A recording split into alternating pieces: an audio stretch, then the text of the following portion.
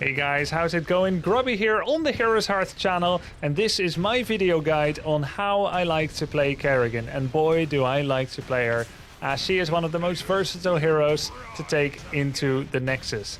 First things first, perhaps cliche, but oh so important. If you like this video, please give it a like, leave a comment down in the section below, subscribe to Heroes Hearth YouTube channel, and make sure to turn on notifications for new videos coming up. It really helps, so thank you. And remember, if you don't like the video, give it a dislike. It's okay too.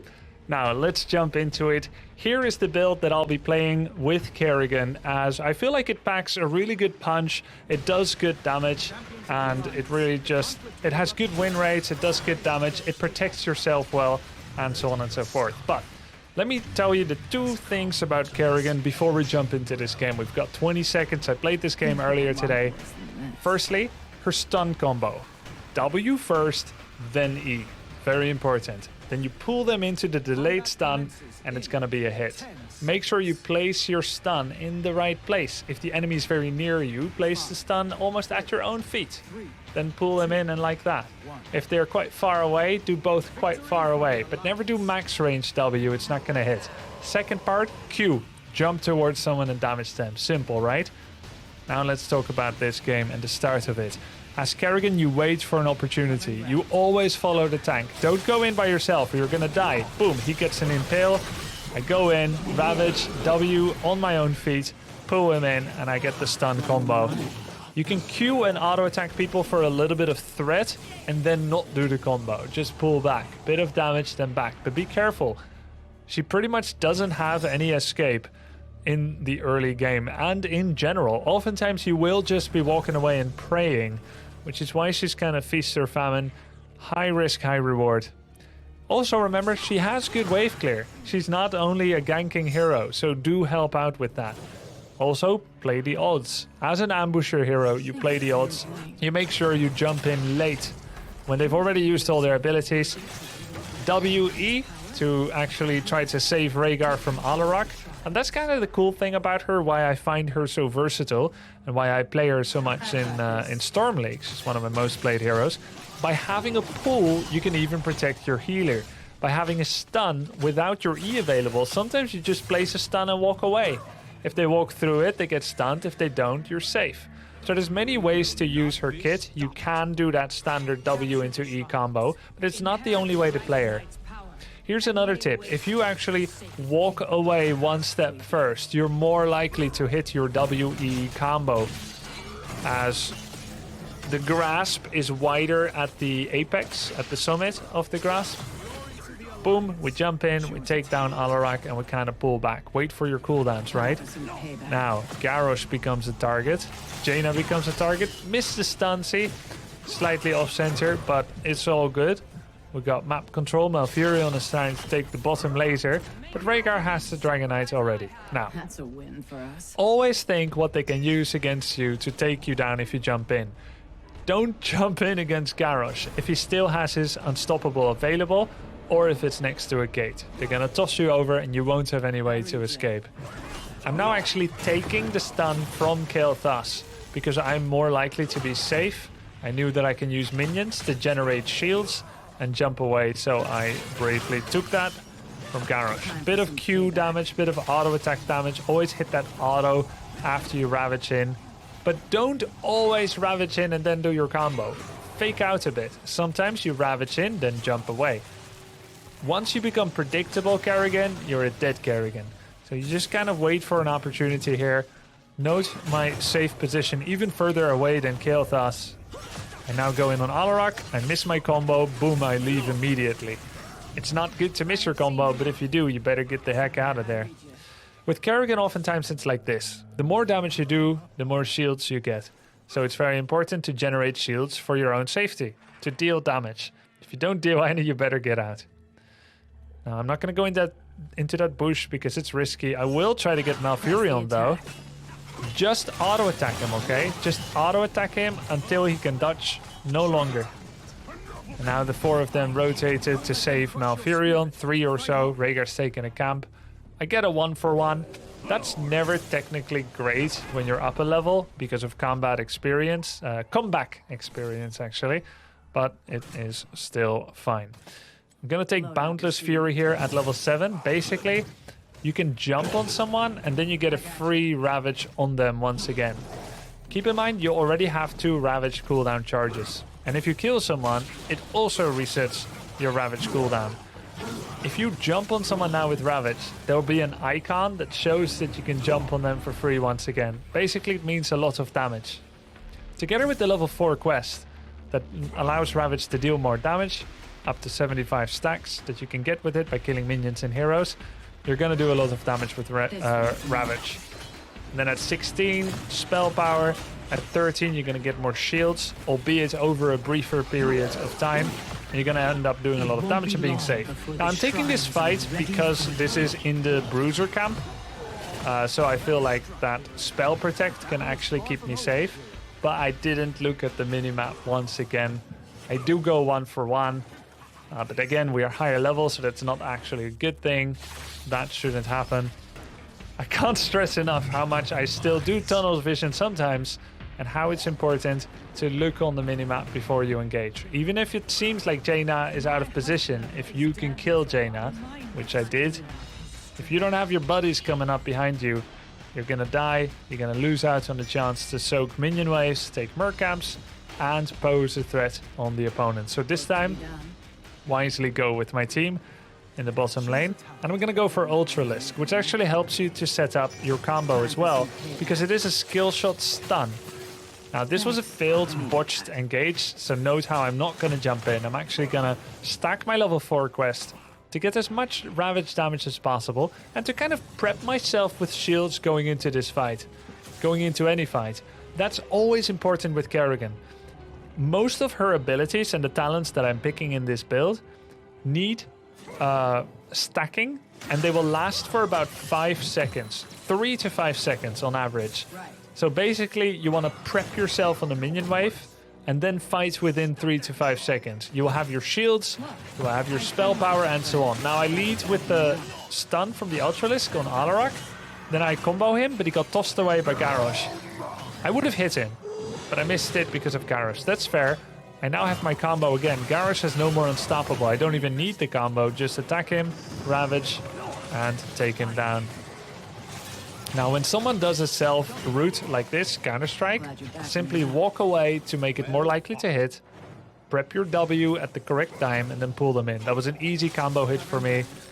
It probably wasn't necessary to finish him, but it does go to show, and that's going to come up again later on as well.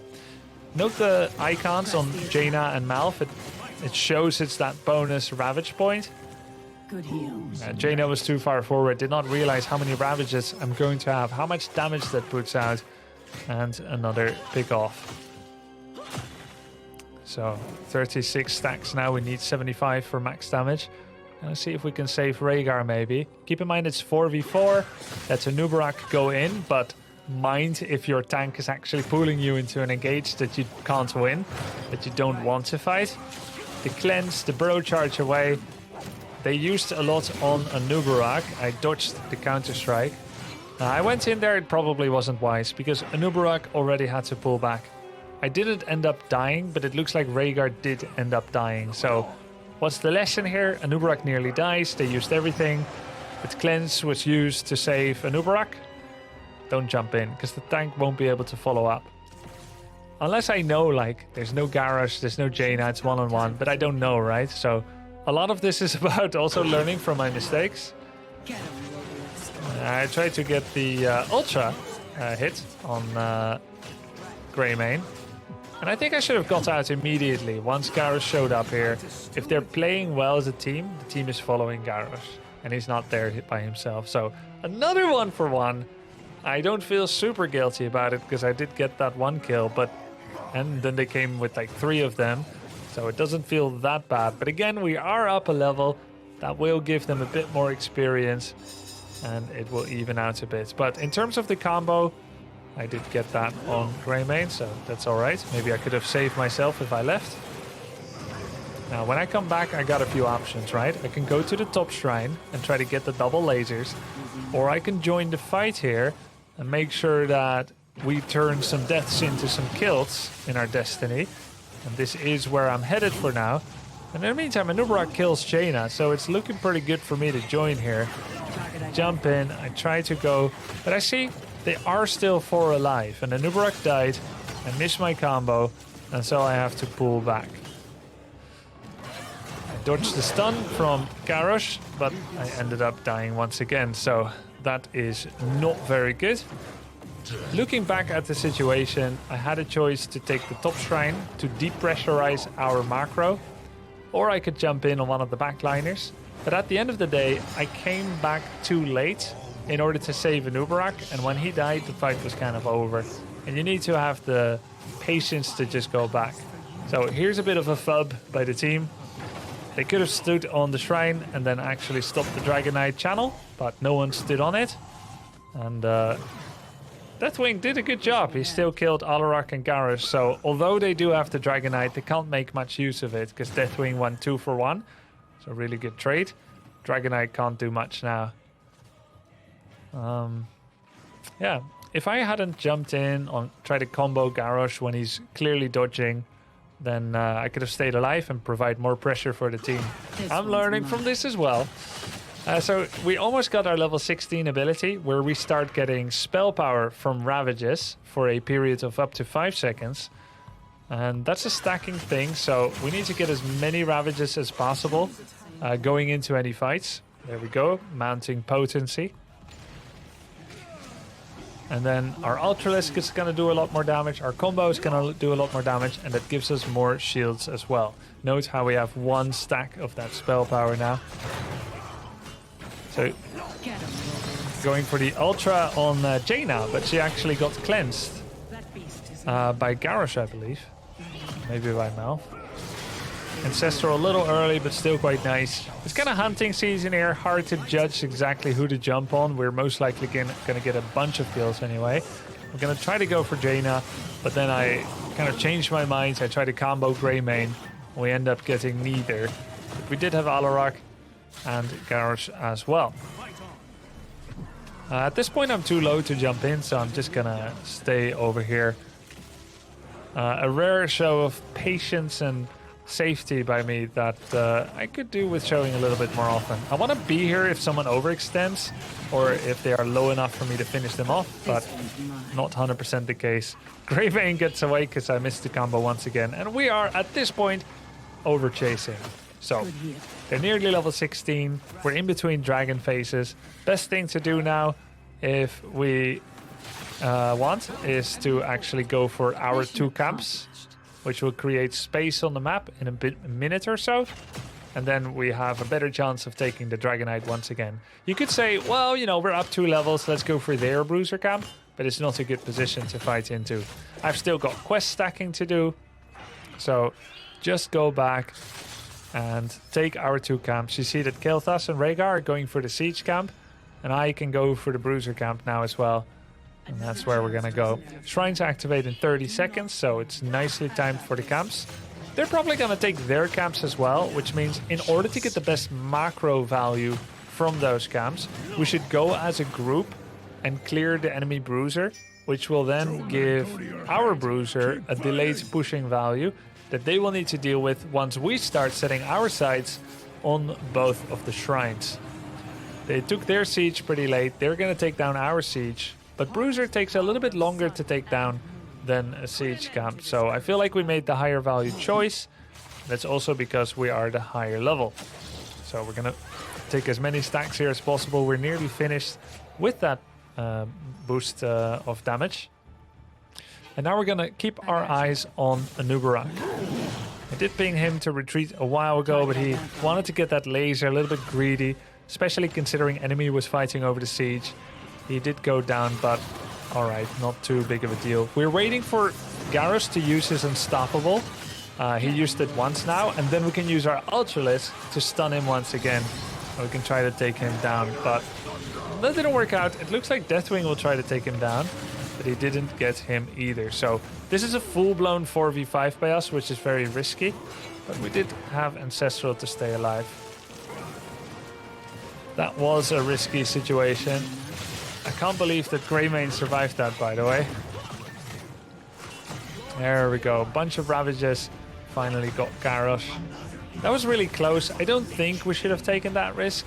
We had the bruiser camp pushing top, so it was on them to actually respond. And it was on us not to force a fight and just let the map play itself. It went well in the end, but I think it was not the safe macro decision to make. Once Kael'thas died, we should have let Garrosh stay in that bush and just kind of play it slow, wait for Kael'thas to come back, wait for them to try and grab top lasers or to stop the bruiser. I'm just following up on Anubarak there, and yeah, I don't have to because he could just try to get himself to safety. But now we've got the Dragon Knight because we did get that kill. I'm gonna jump down here. The way to use the Dragon Knight, usually, if you can get the top fort or the top fountain early to help your solo laner, that's a great thing. And then you take away all the forts before greedily going for a keep, because it will help you in the mid to late game. So he barely survived with a rewind burrow charge out. We're going to take as many towers down as we can, and then we're going to walk away. So at level 20, I took assimilation auto attacks. I missed my combo, which means Rhaegar is scared for me to die, which makes sense, so he Ancestrals me. Getting really big auto attacks and ravages here. You see all those crit numbers. Here's a perfect example of combo. W, E, boom. So that was like the easiest combo ever, right? But it shows how you put the W and then the E and finish them off. We did everything with Kerrigan. Take bruiser camp, siege camp. We followed up on the tank. We tried to save the healer. We get some auto attacks in. We have some mind games. And one of the important things with Kerrigan, which also makes her really fun to play, even after hundreds of games, is you start to get this idea for the degree to which opponents are dodging your combos. The best way to dodge your combo is actually to walk sideways, because she does her combo in a shape like this. So right at the elbows, there's the easiest way to walk away. And when people try to walk away in a straight line away from you, you're going to catch it more easily because you've got such a long reach. But if you walk away at the elbows, that's the best way to dodge. So as a Kerrigan, once you see that they are walking away at that point, you hold your combo. You ravage in, you auto attack, and you wait, and you watch, and you keep auto attacking them. And then finally, okay, you're going that way, boom, combo. And it's kind of fun mind games. So I did die 4 times, top deaths on the team, did get a bunch of kills. But I mostly look at that shielding stat, 48,000 of self-shielding. That's insane. And that's thanks to that level 13 talent, the level 1 talent, and the general damage we are putting out. All of these talents are pretty much the highest win rate talent per tier, and it's easy to see why. You're getting bonus damage, bonus shields, and it's really as simple as that. So that was Kerrigan. Hope you enjoyed it. Let me know how your results with Kerrigan go, and I'll see you in the Nexus.